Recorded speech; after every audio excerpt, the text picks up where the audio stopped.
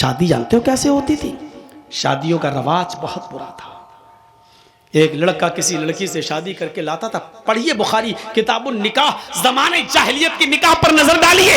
एक लड़का किसी लड़की को निकाह करके लाता था, लेकिन उसके साथ रात सोता नहीं था, जिसको हमारी जबान में बोला जाता है शबे जुफाफ, नहीं मनाता था, और जिसको हमारी आम भाषा में बोला जाता है सुहाग रात, वो लड़का अपनी बीवी के साथ नहीं मनाता था। शादी करके लाया, विदा करके लाया, रुखसती करके लाया, घर में लाया, लेकिन नहीं मिलता था। बल्कि वो लड़का, वो पति, वो दूल्हा अपनी बीवी को अपने दोस्त के हवाले कर देता था और कहता था कि लो जाओ तुम इसके साथ और इसकी शर्मगाह हासिल करो, यानी इसके साथ जिना करो।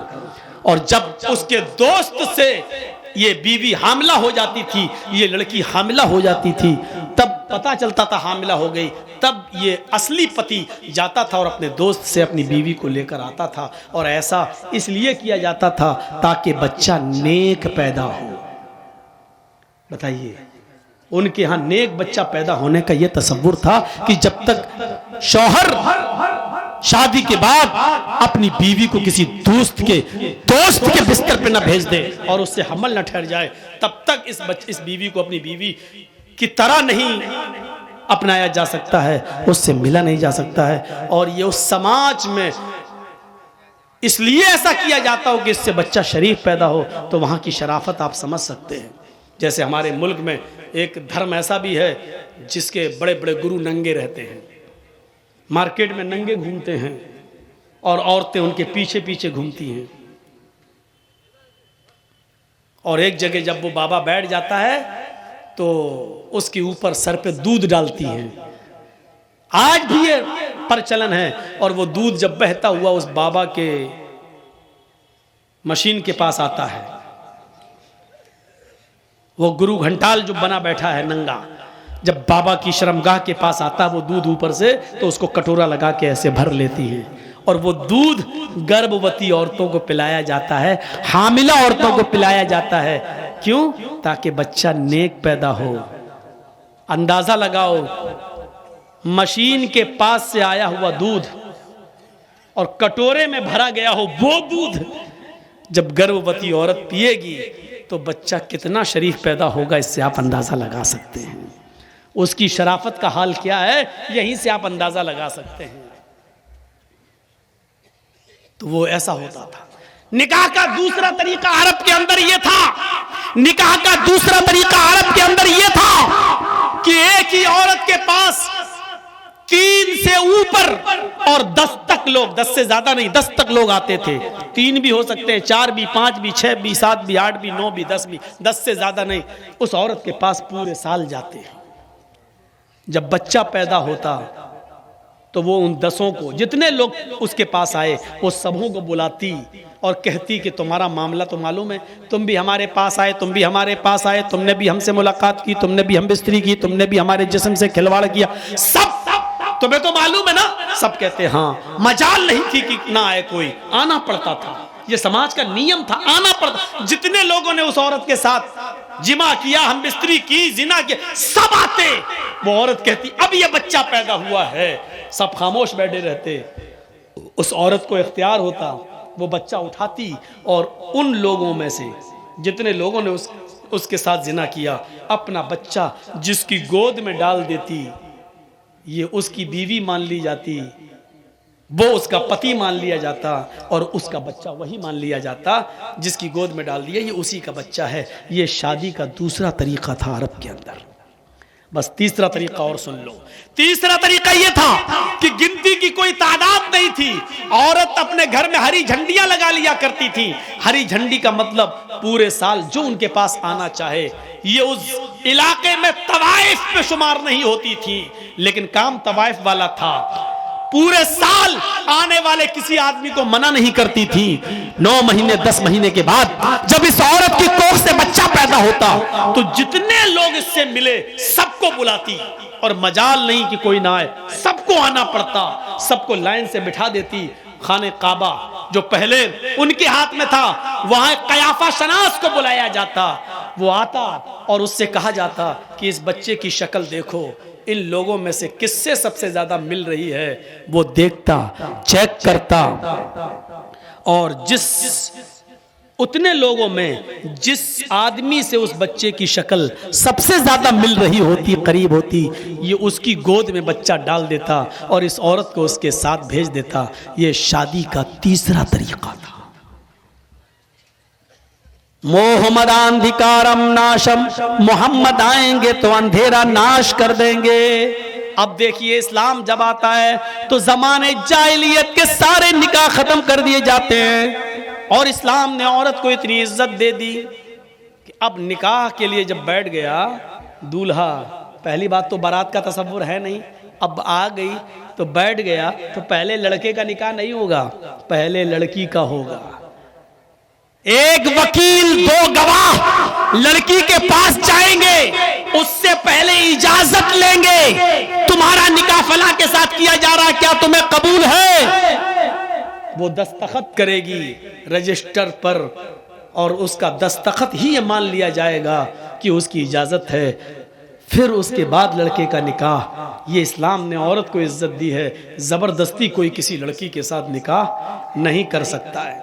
कुछ जाहिल लोग ऐसे होते हैं, लड़की का निकाह करने गए तो वहाँ कहते हैं, हाँ बेटा फलां के साथ तुम्हारा निकाह हो रहा है, तुमने कबूल किया? वो बैठी है बेचारी शर्म की वजह से, और ये जबरदस्ती, अरे बोलो बेटा किया, वो शर्मा रही है। अब बार बार कहलवा रहे हैं, बोलो किया।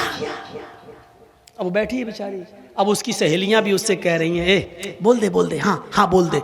अरे जाहिलो, जिंदगी भर जाहिल ही रहोगे, पागल रहो। जब हदीस में है इज़्नुहा सिमातुहा, उसकी खामोशी ही उसकी इजाजत है, तो क्यों जबरदस्ती उससे कहलवा रहे हो?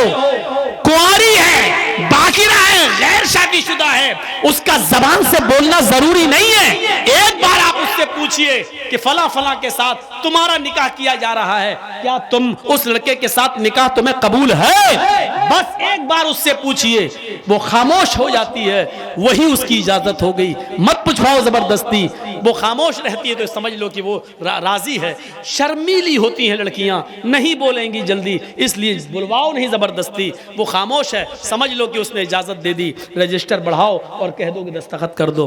पढ़ी लिखी है तो दस्तखत कर दे, नहीं पढ़ी लिखी है तो अंगूठा लगा दे, हो गया निकाह, उसकी इजाजत हो गई। उसका जबान से कहना जरूरी नहीं है। फिर लड़के के पास आइए और लड़के का निकाह पढ़ाइए। इस्लाम ने ये इजाजत, ये इज्जत दी है लड़के को। लड़के वाले को पैगाम भेजना पड़ेगा लड़की वाले के पास। आजकल तो लुट्ठस हो रही है। लड़कियों के माँ बाप पहले ही हाँ ये लड़का अच्छा है, उनके माँ बाप से बात कर रहे हैं, ठीक है भाई मेरी बेटी आपके साथ लड़के के साथ निकाह। लड़कियां वाले आज जा रहे हैं, जबकि लड़की वालों को हम ठीक है जा रहे हैं, मैं मना नहीं कर रहा हूं, इजाजत है, जा सकते हैं, लेकिन इस्लाम लड़के वालों को हुक्म देता है कि वो लड़की के इससे रिश्ता मांगे, लड़की के माँ बाप के पास जाएं, उनसे लड़की तलब करें। इज़ा खतबा इलैकुम मन तर्ज़ौना दीनहु व खुलक़हु, आए लड़कियों के माँ बाप, लड़कियों वालों, जब तुम्हारे पास किसी लड़के का पैगाम निकाह के लिए आए, तुम्हारी बेटी से शादी के लिए आए और उस लड़के का अखलाक तुम्हें पसंद हो, उस लड़के की दीनदारी तुम्हें पसंद हो, फज़व्विजू, तो अपनी बेटी का निकाह उस लड़के के साथ कर दो। इनकार मत करो। अगर नमाजी है, रोजदार है, बाअखलाक है, कमाता है, आपकी बेटी को खिलाने पिलाने की ताकत रखता है, बस इतना देख लो। अगर उसकी दीनदारी, उसका अखलाक तुम्हें पसंद आ जाए तो अपनी बेटी का निकाह उसके साथ कर दो। उस दीनदार लड़के का पैगाम ठुकराओ मत, उसको अपने घर से मायूस मत जाने दो, अपनी बेटी का निकाह उस लड़के के साथ कर दो। अगर दीनदार लड़के के साथ तुमने अपनी बेटी का निकाह नहीं किया, इल्लम तफअलूहु तकुन फितनतुन फिल अर्ज़ व फसादुन अरीज़, अगर नमाजी और दीनदार लड़के की आंखों से आंसू बह गए, उसका पैगाम तुमने ठुकरा दिया और लड़की का अपनी बेटी का निकाह उसके साथ नहीं किया और उसके रिश्ते को अगर भगा दिया या नहीं किया तो जमीन में फितना फैल जाएगा।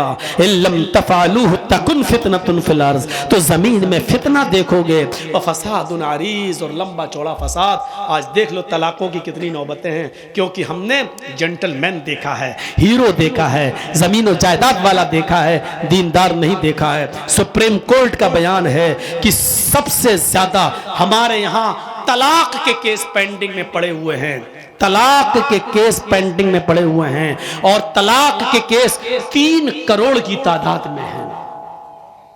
तलाक के केस कितने हैं सुप्रीम कोर्ट में? सुप्रीम कोर्ट ने कहा 3 करोड़ तलाक के केस पेंडिंग में हैं, और इन 3 करोड़ तलाकों में 2 करोड़ से ज्यादा सिर्फ मुसलमानों के केस हैं। सिर्फ मुस्लिम औरतें और मुस्लिम मर्दों के केस हैं जो सुप्रीम कोर्ट में पेंडिंग पड़े हुए हैं। आप आइडिया लगा सकते हैं, मुसलमानों की तादाद तो हिंदुस्तान में इतनी ज्यादा नहीं है, सब मिलाकर 3 करोड़ तलाक के केस पेंडिंग में, और 3 करोड़ में 2 करोड़ से ज्यादा सिर्फ मुसलमानों के केस। इससे आप अंदाजा लगाइए कि मुसलमानों ने दीनदारी देखना शुरू नहीं किया है, दीनदारी को देखना छोड़ दिया है। चाहे लड़के वाले हों, लड़की में दीनदारी नहीं देख रहे हैं, लड़की वाले लड़कों में दीनदारी नहीं देख रहे हैं, इसलिए तलाकों पर नौबतें आ रही हैं, जो हमारे लिए बहुत बड़ा अलमिया है और दर्द सर है। इसको हमारे समाज और सोसाइटी को सोचना पड़ेगा और देखना पड़ेगा। तो मेरे प्यारे साथियों, अल्लाह के नबी का नाम मोहम्मद भी आ गया, अंधेरे को नाश करेंगे, और आपने अंधेरे को नाश कर दिया। मुझे बोलते हुए पूरा 2 घंटा हो गया है, मैं आपसे रुखसत होता हूं। रुखसत होने से पहले एक इल्तिजा करता हूं, मैं 2 मिनट इस स्टेज पर बैठूंगा। 2 मिनट में आप इस इदारे का जो ताउन मेरे हाथ में करना चाहें आप कर दें। अगर आप चाहते हैं कि जर्जी साहब से मुसाफा कर लें तो आप आइए, जो भी देना चाहें आप दें, ज़्यादा से ज़्यादा इस इदारे का ताउन फरमा दें, ताकि मुझे लगे कि मेरी बात भी आपने मानी है और मुझे भी आप अपना महबूब समझते हैं और मुझसे भी मोहब्बत करते हैं। तो आप मेरे हाथ में भी कुछ देते जाएं इस इदारे के लिए। अल्लाह ताला आपको इसका अजर अज़ीम अता फरमाएगा। अल्लाह से दुआ है कि बारे अल्लाह हमारी ख़ताओं को माफ़ फरमा दे, हमारे गुनाहों को बख्श दे, हम जमीअ मुसलमानों पर रहम फरमा। बारे अल्लाह जब तक तो हमें ज़िंदा रख, इस्लाम पर ज़िंदा रखना, ख़ात्मा हो तो ईमान पर हमारा ख़ात्मा फरमाना। वमा अलैना इल्लल बलागुल मुबीन व आखिरु दावाना अनिल हम्दुलिल्लाहि रब्बिल आलमीन।